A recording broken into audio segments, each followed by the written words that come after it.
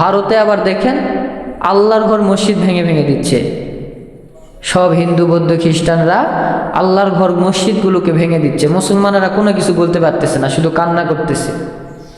তাদের যে কোনো কিছু করার নাই, কারণ সেই দেশের যে রাষ্ট্র বা প্রধানমন্ত্রী যিনি আছে তিনি তো একজন হিন্দু। তো যদি প্রধানমন্ত্রী হিন্দু থাকে তাহলে আমার যদি সহায়ক হয় তাহলে আমার কি কারো আর ভয় আছে?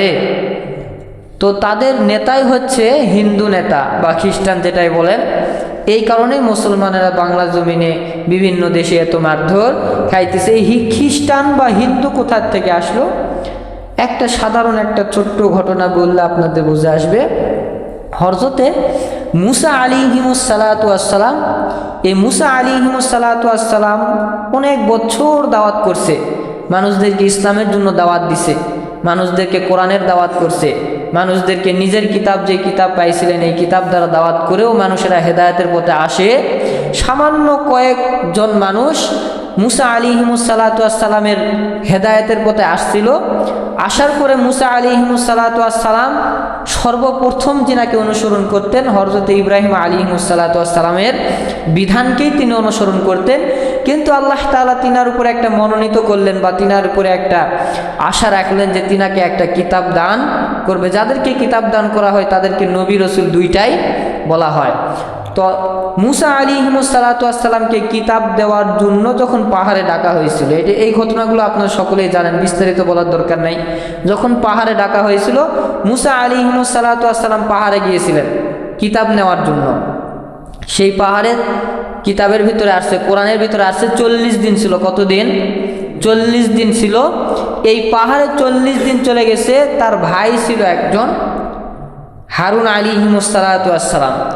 এই তিনাকে বলেছিল যে আমার যে কয়েকজন অনুসারী আছে এই কয়েকজন অনুসারীকে নিয়ে তুমি এখানে অবস্থান করবা, এখান থেকে কখনো নড়াচড়া করবা না, যতক্ষণ পর্যন্ত আমি কিতাব নিয়ে আল্লাহর কাছ থেকে এখানে আসবো না ততক্ষণ পর্যন্ত তোমরা নড়ানড়ি করবা না।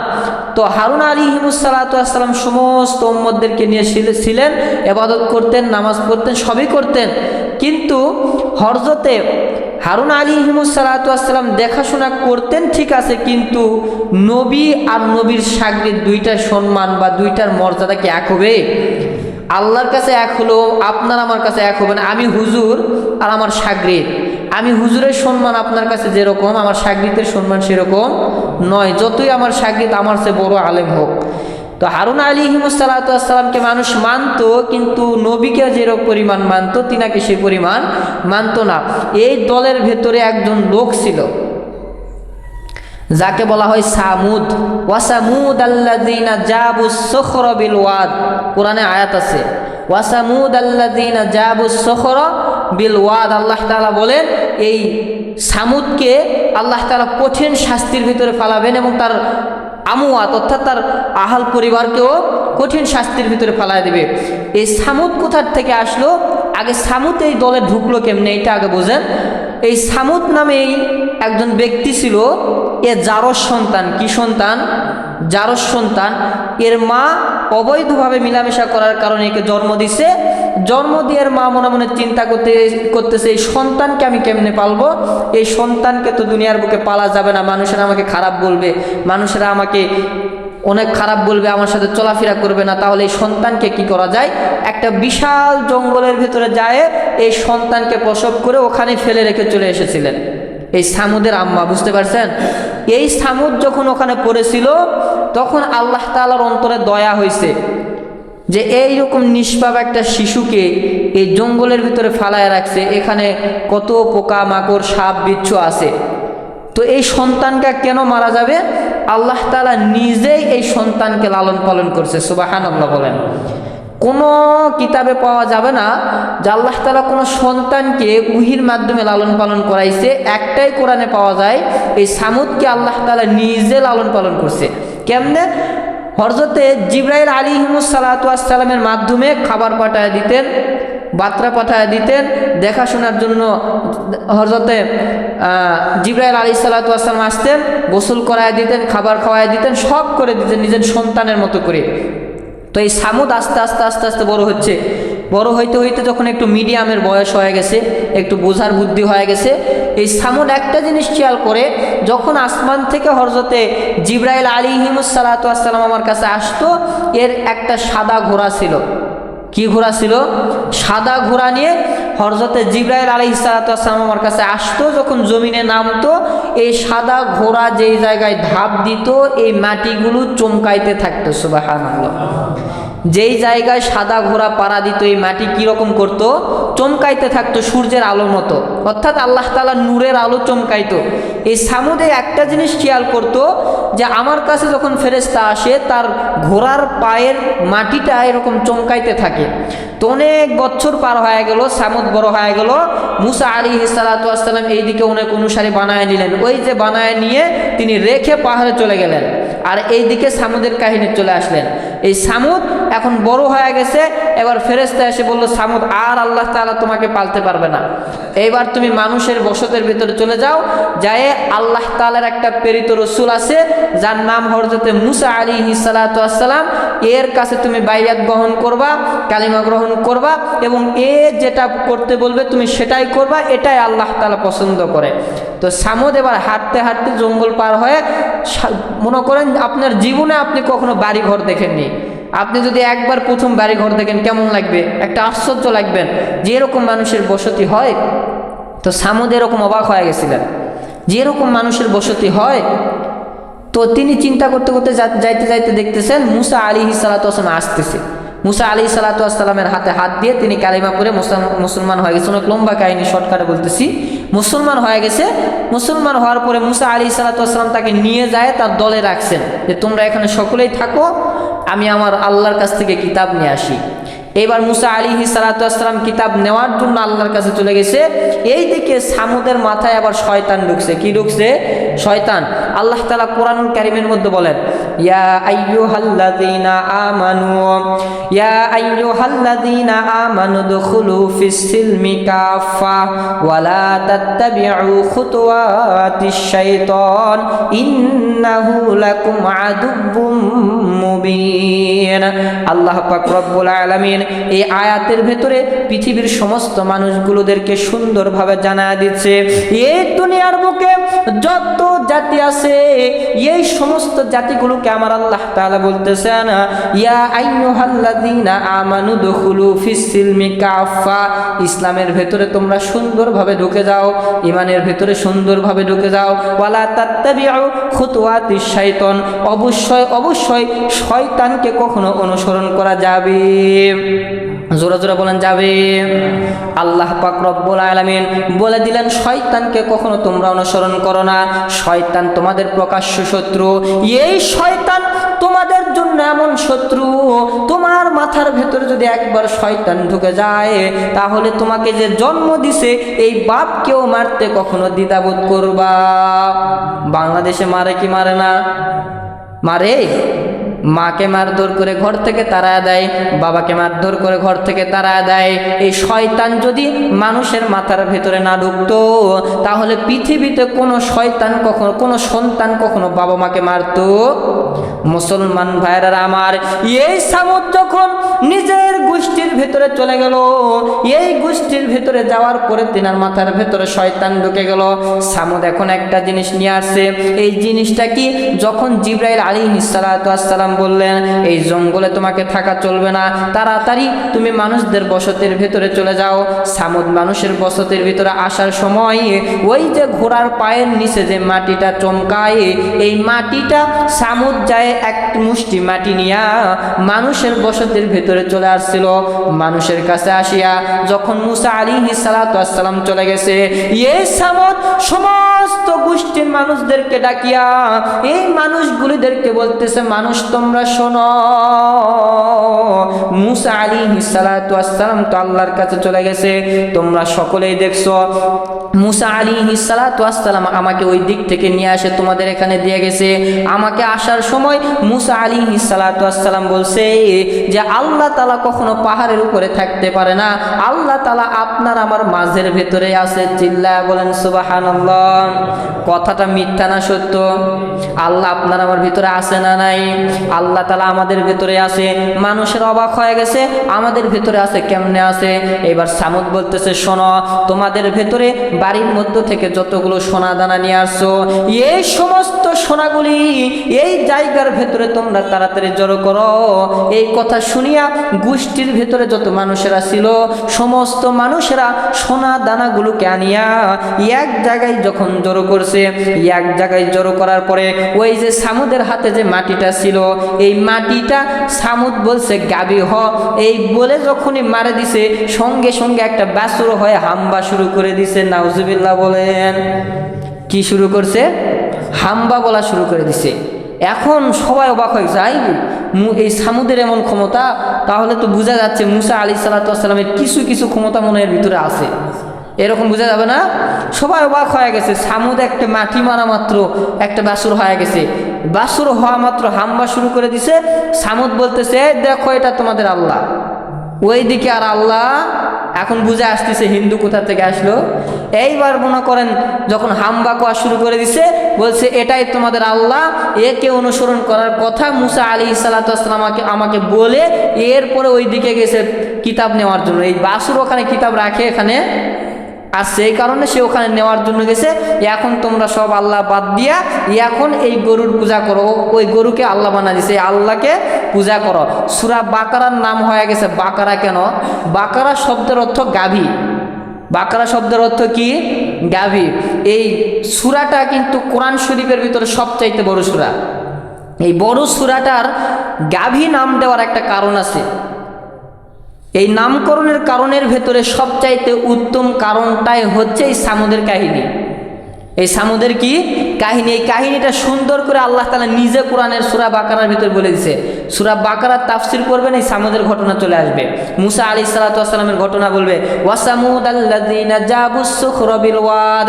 আল্লাহ তাআলা মুসা আলাইহিস সালাতু ওয়াস সালামের উপর আয়াত নাযিল করে দিল, ইয়ে মুসা, ভালো করে তুমি শুনে রাখো, তোমার উম্মতগুলোকে যারা পথভ্রষ্ট করে দিছে এদের সম্পর্কে আমি আল্লাহ তাআলা আয়াত নাযিল করে দিলাম। ওয়া সামুদাল্লাযীনা জাবুস সুখরা বিল ওয়াদ। এই সামুদ কঠিন এবং শক্তিশালী আযাবের ভেতরে ভুক্ত হবে। এই আযাবটা শুধু একদিন দুই দিন নয়, এ যতদিন জাহান্নামের ভেতরে থাকবে ততদিন তাকে জাহান্নামে শাস্তি দেওয়া হবে। আর জাহান্নামের ভেতরে শাস্তির কোনো সীমানা আছে? আছে? কোনো সীমানা নাই। অনন্তকাল, চিরকাল এই সামুদকে জাহান্নামের ভেতরে থাকতে হবে। এইবার আসুন, গাভীকে যখন পূজা করার কথা বলা হলো, সমস্ত মানুষদের মধ্য হতে অর্ধেক মানুষ বলল, কখনোই তোমরা পূজা করো না, কারণ আল্লাহ তাআলা কখনো এমন হইতে পারে না, আল্লাহ তাআলার চারটা পাও হইতে পারে না। কারণ মুসা আলাইহিস সালাতু ওয়াস সালাম আমাদেরকে বলছে যে আল্লাহ তাআলাকে কখনো দেখা যায়। তার মানে বোঝা গেল এই গাভীকে দেখা যাচ্ছে, এইটা কখনো আমাদের আল্লাহ হতে পারে না, তোমরা পূজা করো না। কিন্তু অলৌকিক ক্ষমতা দেখিয়া কিছু কিছু ইমানদার, কিছু কিছু সামান্য ইমানদার মুসলমানেরা তারা বলতে লাগলো, অবশ্যই এটাই আমাদের আল্লাহ। আল্লাহ যদি না হতো তাহলে সামুদ কেমনে একটা মাটির মাধ্যমে এরকম বানায় দিল, আমরা এটাকেই পূজা করব। এই দিকে পূজা শুরু হয়ে গেল, ঢাক ঢোলক বাজা শুরু হয়ে গেল। এখনো পর্যন্ত বাংলাদেশ বলেন, পৃথিবীতে যত দেশ আছে সমস্ত দেশের হিন্দুরা গরুকে মা হিসাবে মানে, গরুর পেশাব পায়খানা খাইতেও তারা দ্বিধাবোধ করে। মুসলমানেরা গরুর মাংস খায়, গরুর গোস্ত খায় বিধায় ওরা বলে মায়ের গোস্ত খেয়ে নিল, এদের ঈমান নাই। শুনছেন এরকম? তারা বলতে থাকে তারা গরুকে মা হিসাবে এখনো পর্যন্ত মানে। শুধু বাংলাদেশের হিন্দুরা নয়, পৃথিবীর বুকে যত হিন্দুরা আছে তারা যখন গরু পেশাব করে গরুর পেশাব খেয়ে নেয়, যখন পায়খানা করে পায়খানা করে দেয়। এই হিন্দুগুলি সকালবেলা উঠিয়া গরুর পায়খানা দিয়া পুরা বাড়িটাকে লেপবে আর বলবে এই বাড়ি লেপলে নাকি আল্লাহ তাআলা বরকত দিয়া দিবে। চিল্লায় বলেন নাউজুবিল্লাহ। আছে না নাই বাবা? আমি কি মিথ্যা বলতেছি? এখন আল্লাহ তাআলার কাছে মুসা আলাইহিস সালাতু ওয়াস সালাম পাহাড়ে যখন চলে গেল, আল্লাহ তাআলা বলে মুসা রে তুমি তো আমার কাছে আসো, কিন্তু ওইদিকে একটা খবর তুমি জানো নি। মুসা আলাইহিস সালাতু ওয়াস সালাম বললেন আল্লাহ কি খবর? আমি তো জানি না। আল্লাহ তাআলা বললেন মুসা রে তোমার উম্মতেরা তো পথভ্রষ্ট হয়ে গেছে। মুসা আলাইহিস সালাতু ওয়াস সালামের চোখগুলো লাল হয়ে গেছে। একটা গাছকে কেটে দিলে একটা গাছ যেমন জমিনের ভেতরে পড়ে যায়, মুসা আলাইহিস সালাতু ওয়াস সালামের জমিনের ভেতরে পড়ে গেছে। হায় হায় আফসোস, কত বছর পর্যন্ত দাওয়াত করে করে কয়েকজনকে মুসলমান বানাইলাম, এর ভেতরে আবার মুসলমানেরা পথভ্রষ্ট হয়ে গেল, কেমনে হলো? আল্লাহ তাআলা বলে মুসা রে ওইদিকে সামুদকে রেখে এসো, যেই সামুদকে আমি মহব্বত করিয়া ভালোবাসিয়া জান্নাত থেকে খাবার খাওয়াইয়া লালন পালন করলাম, ওই সামুদি আমার উম্মতগুলোকে ধ্বংস করে দিল। চিল্লায়া বলেন নাউজুবিল্লাহ। মুসলমান ভাইরা আমার, হযরতে মুসা আলাইহিস সালাতু ওয়াস সালাম কথাটা শুনিয়া পাহাড় থেকে এমন একটা দৌড়ানি শুরু করে দিছে, রাস্তার ভেতরে কোনো জায়গায় তিনি আর দাঁড়াই নাই। দৌড়াইতে দৌড়াইতে এর নিজের গোষ্ঠীর কাছে আসিয়া হযরতে হারুন আলাইহিস সালাতু ওয়াস সালামের দাড়ি ধরছে। কি ধরছে? দাড়ি ধরছে। বাড়ির ভেতরে একজনকে রাখিয়া গেছি, বাড়িতে রাখিয়া কইতেছি তুই আমার বাড়িতে পাহারা দিস। আমি ওই দিকে চলে গেছি, বাড়ির চুরি হয়ে গেছে, মাথার ভেতরে রাগ হয়ে গেছে। আসে বাড়ির ভিতরে ঢুকিয়া সর্বপ্রথম যাকে পাহারা দিতে দিছেন তাকে মারবেন নাকি থুবেন? মারবেন না? তোকে আমি পাহারা দেওয়ার জন্য থুয়ে গেছি, তুই কি করলি? আমার বাড়ি চুরি হয়ে গেল। মুসা আলাইহিস সালাতু ওয়াস সালাম হারুন আলাইহিস সালামের দাড়ি ধরিয়া একবারে কোরআন শরীফের তাফসির, কোরআন শরীফের ভিতরে এইভাবে উল্লেখ করা আছে, এই তাফসির ইবনে কাসির অথবা ছোট তাফসিরগুলো দেখবেন, তাফসিরে বাইজবি, তাফসিরে মারিফুল কোরআন, তাফসিরে আনোয়ারুল কোরআন, এগুলো খুলে দেখবেন, পাবেন। হারুন আলাইহিস সালাতু ওয়াস সালামের দাড়ি ধরছে, ধরে বলতেছে তোকে আমি রেখে গেলাম, তুই কি করলি? আমার উম্মতরা কেন ধ্বংস হয়ে গেল? কেন পথভ্রষ্ট হলো? আল্লাহ তাআলা কেন তাদের উপর বেজার হলো? এইবার হারুন আলাইহিস সালাতু ওয়াস সালাম বলতেছে ভাই আমার কোনো দোষ নাই ভাই, আমাকে ছেড়ে দেন। মুসা আলাইহিস সালাতু ওয়াস সালাম ছাড়ে না, ধরে রাখছে আর রাখছে। হারুন আলাইহিস সালাতু ওয়াস সালাম বলেন ভাই আমাকে ছেড়ে দেন, আমার কোনো দোষ নাই, আমি সবাইকে বোঝানোর চেষ্টা করেছি, সবার হাতে ধরছি, সবার পায়ে ধরছি, কিন্তু কেউ আমার কথা বিশ্বাস করে নাই। ওই সামুদের কথা বিশ্বাস করিয়া তার কথা অনুসরণ করিয়া তারা পূজা করা শুরু করে দিছে। এবার মুসা আলাইহিস সালাতু ওয়াস সালাম যা বলতেছে এই সবাই শোনো, তোমরা যেই গরুকে পূজা করতেছো, যে গাভীকে পূজা করতেছো, এ কখনো আল্লাহ হইতে পারে না, এই তো নিজেই কথা বলতে পারে না। আমি খাবো, আমার পেটে খিদে, আমি বলতে পারতেছি, গরু বলতে পারবে তোমরা দেখো তো? সবাই বলতেছে পারবে না। তো এই গরু তোমাদের আল্লাহ কেমনে হয়? আমি তাকে আগুন দিয়ে পুড়ে দিলাম, সে নিজে নিজেকে বাঁচাক বলে মুসা আলাইহিস সালাতু ওয়াস সালাম আগুন লাগায় দিছে। আগুন লাগাই দিছে গরুকে, গরু পুড়তেছে আর জোরে জোরে খেলে শটবট শটবট করে চিল্লাইতেছে, লাপাইতেছে আর পুড়ে যাচ্ছে। মুসা আলাইহিস সালাতু ওয়াস সালাম বলতেছে দেখো তোমাদের আল্লাহ তো পুড়ে যাচ্ছে, তোমাদের আল্লাহ তো নিজেই নিজেকে রক্ষা করতে পারে না, তাহলে তোমাদেরকে জাহান্নামের আগুন থেকে কেমনে রক্ষা করবে? তোমাদেরকে জাহান্নামের আগুন থেকে বাঁচায়া জান্নাতে কেমনে পাঠাবে? তার মানে বোঝা গেল এটা তোমাদের আল্লাহ নয়, এটা হইতেছে এই সামুদের চালাকি। সে ওই জিবরাইল আলাইহিস সালাতু ওয়াস সালামের ঘোড়ার পায়ের নিচে মাটি নিয়ে আসছিল, আর এই মাটিটা এমন ক্ষমতা ছিল, সে যদি মুখ দ্বারা বলতো গরু হয়ে যা, গরু হয়ে যেত, ঘোড়া হয়ে যা, ঘোড়া হয়ে যেত, বাঘ হয়ে যা, বাঘ হয়ে যেত। ওই মাটি মারিয়া ওই যেটা বলতো সেটাই হয়ে যেত। ওই মাটির একটা ক্ষমতা ছিল। অতএব তোমরা কখনো বিশ্বাস করো না এটা তোমাদের আল্লাহ নয়, তোমাদের আল্লাহ এক আল্লাহ, যিনাকে দেখা যায়। মুসা আলাইহিস সালাতু ওয়াস সালাম এইবার চিন্তিত হয়ে গেল। মুসা আলাইহিস সালাতু ওয়াস সালাম সমস্ত উম্মতদেরকে বোঝানো শুরু করে দিল। বুঝাইতে বুঝাইতে একদিনে তারা বোঝে নাই, আবার 10 দিন 12 দিন 15 দিন 25 দিন পর্যন্ত বোঝানোর পর সমস্ত উম্মতদের মধ্য হতে সামান্য কিছু কিছু উম্মতেরা মুসা নবীর দলে চলে আসলো। আর বাদ বাকি যতগুলো উম্মত ছিল এরা ওই গাভীকেই আম্মা মনে করলো, ওই গাভীকেই আল্লাহ মনে করিয়া ওই গাভীকেই পূজা করা শুরু করে দিল। আর তাদের পেট থেকে যত সন্তান জন্মগ্রহণ করে এই তারাই হচ্ছে দুনিয়ার বুকে হিন্দু। বুঝতে পারছেন? তাহলে হিন্দু কোথা থেকে আসলো? ক্লিয়ার? এইবার আসুন খ্রিস্টান কোথা থেকে আসলো? হযরত ঈসা আলাইহিস সালাতু ওয়াস সালামকে আল্লাহ তাআলা 4টা ক্ষমতা দান করছে। জোরে বলেন কয়টা? সমস্ত নবীকে আল্লাহ তাআলা ক্ষমতা দান করেছিল, কিন্তু হযরতে মুসা আলাইহিস সালাতু ওয়াস সালাম, মুসা আলাইহিস সালাতু ওয়াস সালাম না, হ্যাঁ মুসা আলী, না ভুল হয়েছে আমার, ঈসা আলাইহিস সালাতু ওয়াস সালাম, তাই তো বলতেছি উল্টাপাল্টা হয়ে যাচ্ছে। ঈসা আলাইহিস সালাতু ওয়াস সালামকে আল্লাহ তাআলা 4টা ক্ষমতা দান করেছিল। মুসা আলাইহিস সালাতু ওয়াস সালামকেও 4টা দান করেছে, দাউদ আলাইহিস সালাতু ওয়াস সালামকেও 4টা দান করেছে। সমস্ত নবীদেরকে 4টা করে দান করা হয়েছে, আর আপনার আমার নবীকে অগুন্তি দান করা হয়েছে। সুবহানাল্লাহ। আপনার আমার নবীর অলৌকিক ক্ষমতার কোনো গুণগান নাই, কোনো গণনা করে শেষ করতে পারবেন না। আমাদের নবীর গুণের শেষ নাই। আর প্রত্যেকটা নবীর কয়টা করে গুণ? 4টা করে গুণ। হযরতে ঈসা আলাইহিস সালাতু ওয়াস সালামের 1 নম্বর গুণ ছিল, বাংলার জমিনে পুরা পৃথিবীর বুকে যখন সন্তানরা জন্মগ্রহণ করত, যেই সন্তান মায়ের পেট থেকে জন্মগ্রহণ করার পর থেকেই অন্ধ, কানা, বোবা, ঠসা, কোনো কিছুই দেখতে পারে না, এগুলো কিন্তু কখনো চিকিৎসা করে ভালো হয়? এগুলো কখনো চিকিৎসা করে ভালো হয় না। কিন্তু হযরতে ঈসা আলাইহিস সালাতু ওয়াস সালাম চোখের ভিতরে হাত বুলাইয়া দিলে তার সঙ্গে সঙ্গে চোখগুলো ভালো হয়ে যেত। এইরকম হাত ভাঙা বা হাত নাই, এগুলোকে যদি হাত বুলাইয়া দিত সঙ্গে সঙ্গে ভালো হয়ে যেত। 1 নম্বর ক্ষমতা। 2 নম্বর ক্ষমতা হচ্ছে ঈসা আলাইহিস সালাতু ওয়াস সালামকে আল্লাহ তাআলা একটা ক্ষমতা দান করেছে। ঈসা আলাইহিস সালাতু ওয়াস সালাম মৃত ব্যক্তিকে জীবিত পর্যন্ত করে দিতেন। সুবহানাল্লাহ বলেন। এই ক্ষমতা একমাত্র আল্লাহর ছাড়া কারো হইতে পারে। এখন মুসা আলাইহিস সালাতু ওয়াস সালাম যখন মৃত মানুষদেরকে জীবিত করে দেয়, মানুষেরা বলে হায় হায়, আল্লাহ ছাড়া তো এই ক্ষমতা কারো হইতে পারে না। তার মানে বোঝা গেল বাপের যে ক্ষমতা থাকে বেটারও সেই ক্ষমতা থাকে। আর মরিয়মের কখনো স্বামী নাই, তাহলে বোঝা গেল এই ঈসার আব্বাই হচ্ছে আল্লাহ। সিল্লায় বলেন নাউজুবিল্লাহ। এখানে একটা রহস্য আছে, একটা বুঝার বিষয় আছে। আপনার দেমাকেও তখন বলতো আসলে কথাটা ঠিক। কেমনে ঠিক? মরিয়ম আলাইহিস সালাতু ওয়াস সালাম বিয়েই করে নাই, পেটে বাচ্চা কেমনে আসলো? 1 নম্বর পয়েন্ট না, বিশ্বাস করা 1 নম্বর পয়েন্টই তো হলো যে মরিয়ম আলাইহিস সালাতু ওয়াস সালামের স্বামী নাই, পেটে বাচ্চা কেমনে আসলো। আবার এই বাচ্চা জন্ম হওয়ার পরেই এখনো 20 মিনিট 30 মিনিটই হয় নাই, সেই বাচ্চা আবার কথা বলে কেমনে? এই ক্ষমতাগুলি তো আল্লাহর ছাড়া কারো হইতে। আবার বড় হওয়ার পরে দেখি মৃত মানুষ আল্লাহ ইচ্ছা করে তাকে মৃত্যু দান করেছে, আবার তার বেটা এসে ভালো করে দিচ্ছে। তাহলে বিশ্বাস করার পয়েন্টগুলো আছে না নাই? আপনি থাকলে আপনিও বিশ্বাস করতেন।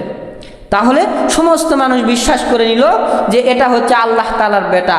হযরত ঈসা আলাইহিস সালাতু ওয়াস সালাম রাতের অন্ধকারে উঠিয়া তাহাজ্জুদের নামাজখানা পড়িয়া আল্লাহর কাছে কান্না করে আর ডাক দে বলে, মাবুদ, আমি তো দুনিয়ার বুকে আসছি, আপনি দুনিয়াতে আব্বা ছাড়া আমাকে পাঠায়া দিয়েছেন, আবার আমাকে এমন এমন ক্ষমতা দান করেছেন যেই ক্ষমতার কারণে মানুষেরা আপনার বেটা বলা শুরু করে দিয়েছে। আমি তো এটা কখনো মানুষকে বলতে বলি নাই। আল্লাহ, আপনি আমার উপরে বেজার হয়েন না, আমি মানুষদেরকে সঠিক পথে নিয়ে যাওয়ার চেষ্টা করতেছি। মুসলমান ভাইরা আমার, হযরতে ঈসা আলাইহিস সালাতু ওয়াস সালামের দাওয়াতে মানুষেরা অতটা ভালো হয় নাই। সামান্য কয়েকজন মানুষ ভালো হওয়ার পরেও সমস্ত মানুষেরা বিশ্বাস করে নিয়েছিল হযরতে ঈসা আলাইহিস সালাতু ওয়াস সালাম হচ্ছে আল্লাহর বেটা। আল্লাহ তাআলা বললেন এই ঈসাকে আর দুনিয়ার বুকে রাখা যাবে না। এই কারণে হযরতে ঈসাকে এমন ভাবে আল্লাহ তুলে নিয়েছে কাফেররা পর্যন্ত বুঝতে পারে।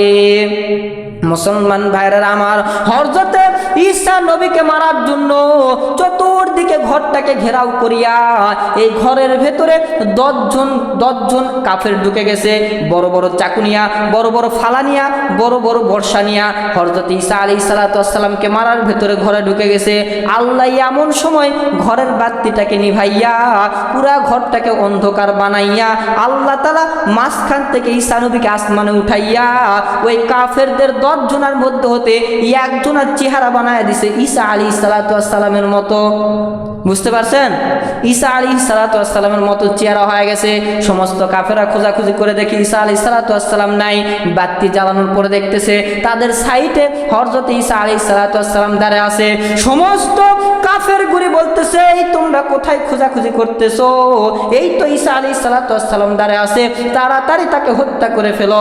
হত্যা করার পরে দেখতেছে এটা এটা ঈসা আলাইহিস সালাতু ওয়াস সালাম নয়, এটা আমাদের সাতকারী সাথী ভাই। চিল্লায় বলেন সুবহানাল্লাহ। কেমন আল্লাহ তাআলার লীলা খেলা দেখছেন নি?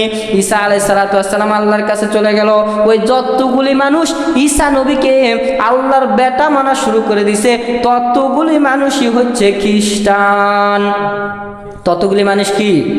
খ্রিস্টান, যাদেরকে ঈসা আই বলা হয়, ঈসা আলাইহিস সালাতু ওয়াস সালামের অনুসারী। আরবি ভাষায় তাদেরকে ঈসা আই বলা হয়, অর্থাৎ ঈসা আলাইহিস সালাতু ওয়াস সালামের অনুসারীরাই হচ্ছে খ্রিস্টান। বুঝতে পারছেন? খ্রিস্টান আর হিন্দু কোথার থেকে আসলে বুঝে আসছে? হিন্দু মুসা আলাইহিস সালাতু ওয়াস সালাম থেকে, আর খ্রিস্টান ঈসা আলাইহিস সালাতু ওয়াস সালাম থেকে। এই খ্রিস্টান এই হিন্দুগুলি মুসলমানদের ক্ষতি করতেছে। ভারতে মসজিদ ভেঙে দিতে দিতে মসজিদ আর রাখতেছে না, একটা মসজিদও নাই, মসজিদ ভেঙে দিচ্ছে। তাহলে ভারতে আন্দোলন করতেছে, ঠিক আছে, আমরা দেখতেছি অনেক আন্দোলন হচ্ছে ভারতে, মুসলমানেরা অনেক হাজার হাজার মুসলমানের দাঁড়িয়ে আন্দোলন করতেছে, কিন্তু সরকারের সাথে আন্দোলন করে তারা পারবে? কিন্তু তাদের অন্তরের ভিতরে একটা আশা আছে, বাংলাদেশ থেকে শেখ হাসিনার মতন জুলুমকারীকে যদি সরানো যায়, আমাদের মতো মুদিকে তো 1 সেকেন্ডে সরাই দেবো। এই যে একটা মনের ভিতরে তাদের সাহস, এই সাহস নিয়ে তারা জিহাদের ময়দানে নেমে গেছে। কতগুলো মুসলমানকে মারছে জানেন? ওই দেশেও এখন নেট বন্ধ করে দিয়ে মারামারি হচ্ছে। বাংলাদেশে যেরকম আমরা দেখছিলাম, নেট বন্ধ করে দিয়ে, সমস্ত টাওয়ার বন্ধ করে দিয়ে, হাসিনার যখন ছিল আমাদেরকে যেরকম মারধর করছে, আমি কারো কিন্তু বিরোধিতা করি নাই। আপনারা আবার কেউ কেউ হাসিনার পক্ষে থাকতে পারেন, বিপক্ষেও থাকতে পারেন। আমি এখনো ভোটার হইনি, আমি কারো দল নই। বুঝতে পারছেন? আমি ভোটার যতদিন হইনি কারো দল, আমি এখনো ভোটার হইনি, আমি কারো দলের নয়, আমি আল্লাহর দলে আছি। আমার কাছে সব সরকার ভালো। এখন হাসিনা আসে যদি আমাদেরকে ইসলামের দাওয়াত করে, আমাদের কাছে হাসিনা ভালো। খালেদা জিয়া আসে যদি ইসলামের দাওয়াত করে, খালেদা জিয়া ভালো। জামাত শিবির আসে যদি ইসলামের দাওয়াত করে, জামাত শিবির ভালো। যে আসে দাওয়াত করবে তাই আমার কাছে ভালো। আমি কি ভোটার হয়েছি, কারো টাকা খাইছি যে ওরই আমার দালালি করতে হবে? আমি তো কারো বিরোধিতা করি নাই। আমি বলতেছি বাংলাদেশে যেরকম হয়েছিল ভারতে এরকম হচ্ছে। আপনারা ইন্টারনেট যারা চালান তারা দেখছেন হাজার হাজার মুসলমানদেরকে মারধর করা হচ্ছে। তো মূল পয়েন্ট যেটা আমি শুরুতে বলতেছিলাম, যে বাংলাদেশ বলেন, পুরা পৃথিবী বলেন, মুসলমানেরা এখন মাজলুম। সব দেশে দেশে মুসলমানেরা মার খাচ্ছে। আর সবচাইতে উত্তম যেটা হচ্ছে, এটা হচ্ছে 1 নম্বর কিয়ামতের আলামত। বুঝতে পারছেন? কিয়ামতের আগে আল্লাহ নবী বলে গেছে, আমি চলে যাচ্ছি মানে এটাই সবচাইতে বড় কিয়ামতের আলামত। আমি নবী দুনিয়াতে নাই মানে সবচাইতে বড় কিয়ামতের আলামত চলে আসছে।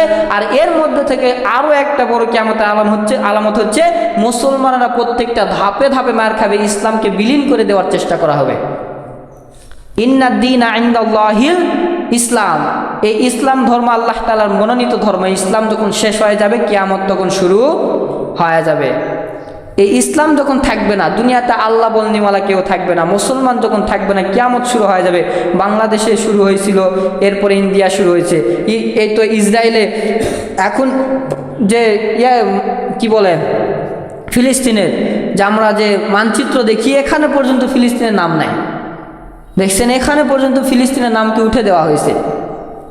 তারপরে আপনি গুগলে সার্চ করেন, ফিলিস্তিন নামে সার্চ করলে কোনো দেশই আসতেছে না। মুসলমানের দেশকেই নাই করে দিছে, যেই জায়গায় হাজার হাজার মুসলমান বসবাস করতো। আপনার জন্মের আগের থেকে যুদ্ধ হচ্ছে, আপনার আমার জন্মের আগের থেকে যুদ্ধ হচ্ছে, তারপরে মুসলমানদেরকে শেষ করতে পারে নাই। এখন মুসলমানকে শেষ করছে। আবার আমি দেখতেছি ফিলিস্তিনে আবার নতুন করে বাড়ি হচ্ছে, মুসলমান এসে সব সরে আবার নতুন করে ঘর বানাইতেছে। তো কখনো মুসলমানকে শেষ করতে পারবে না, কিন্তু মুসলমানদেরকে মারধর করতেছে, এটা সবচাইতে বড় কিয়ামতের আলামত। এখান থেকে আপনাকে আমাকে সতর্ক হতে হবে। বাংলাদেশে যে কোন দিন মুসলমানদেরকে মারধর করা শুরু হবে এটা কখনোই বলা যাবে না। এই জন্য আমি এই দুনিয়ার টেনশন বাদ দেওয়া দেয় ভাই।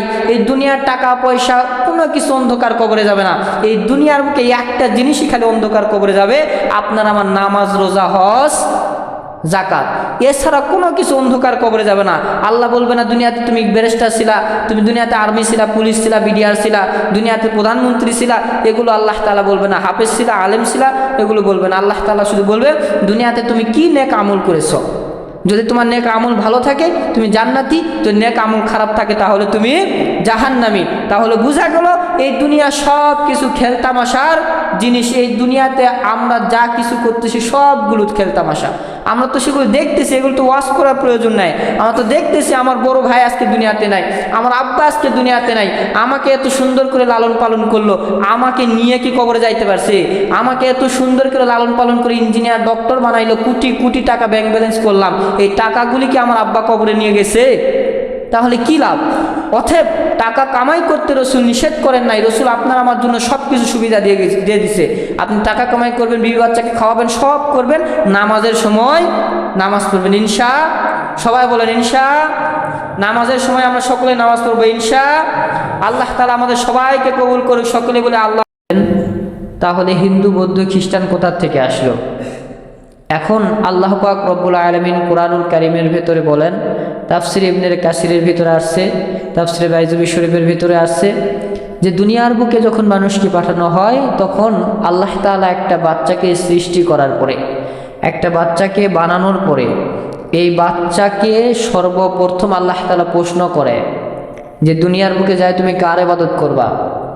প্রত্যেকটা বাচ্চা আল্লাহ তাআলার কাছে জবাব দিয়ে আসে, আল্লাহ আপনার ধর্মকে মানবো, আপনাকে মানবো, রসুলকে মানবো। এটা স্বীকার করার পরে আল্লাহ তাআলা প্রত্যেকটা মানুষকে দুনিয়ার বুকে পাঠায় দেয়। এখন হিন্দুর পেটে আসার কারণে হিন্দু, মুসলমানের পেটে আসার কারণে মুসলমান, খ্রিস্টানের পেটে আসার কারণে খ্রিস্টান। এখন এই জায়গায় একটা প্রশ্ন হইতে পারে যে খ্রিস্টান কোথার থেকে আসলো বা হিন্দু কোথার থেকে আসলো? বর্তমান বাংলাদেশ বলেন, বিভিন্ন দেশ বলেন, মুসলমানের ক্ষমতার চাইতে হিন্দু বৌদ্ধ খ্রিস্টান এদের ক্ষমতাই বেশি, তাই না? ফিলিস্তিনেকে মারতে মারতে মারতে মারতে ধ্বংস করে দিচ্ছে। ফিলিস্তিনের সবাই মুসলমান না? যারা মারতেছে তারা কি মুসলমান নাকি? এরপরে